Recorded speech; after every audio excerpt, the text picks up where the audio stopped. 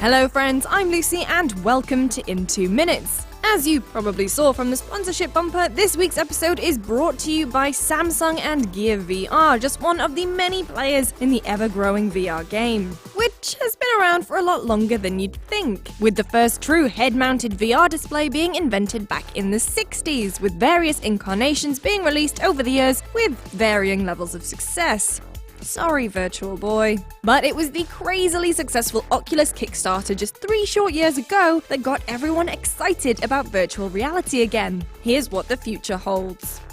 Since its Kickstarter, the now Facebook-owned Oculus Rift has been tweaked, honed, and improved upon, and its consumer model is ready to launch in early 2016, with a number of games, applications, and social platforms ready to roll with Rift support. But it's not just Oculus releasing a headset next year. Valve has partnered with smartphone manufacturer HTC to co-produce the HTC Vive headset, which allows you to actually walk around and paint in virtual space. As you can see by my gormless expression, it's quite an experience, and it's set to launch in April. PlayStation are also entering the market with PlayStation VR. Let's face it, Morpheus was a cooler title, but it's still gonna have a slew of games like Until Dawn Rush of Blood, multiplayer shooter Riggs, and even Tekken 7 will support it.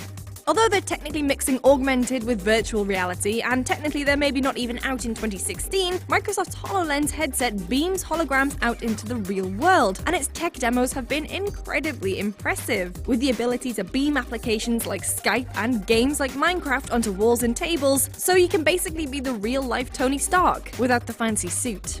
So those are the headsets, but what else can the future hold? Well, how's about proper interaction? Oculus Touch, launching a few months after the headset, uses loads of Wii infrared LEDs to track your hand movements and provides touch or haptic feedback, so you can reach out and actually touch things in the virtual world. And as for other sensors, well, a company called FeelReal has developed a mask that hits the spot. It projects gusts of wind, it heats up, sprays water mist, and even releases scents, so you can smell your games. There's a sentence I never thought I'd say. But there's other things that VR can be used for than just gaming. It's already used in treatment for various mental health conditions, including phobias and post-traumatic stress disorder. It allows patients to gradually be exposed to things that they fear in a safe, controlled space. Architects can use it to visualize and create buildings, and incredibly, even surgeons can be trained in VR.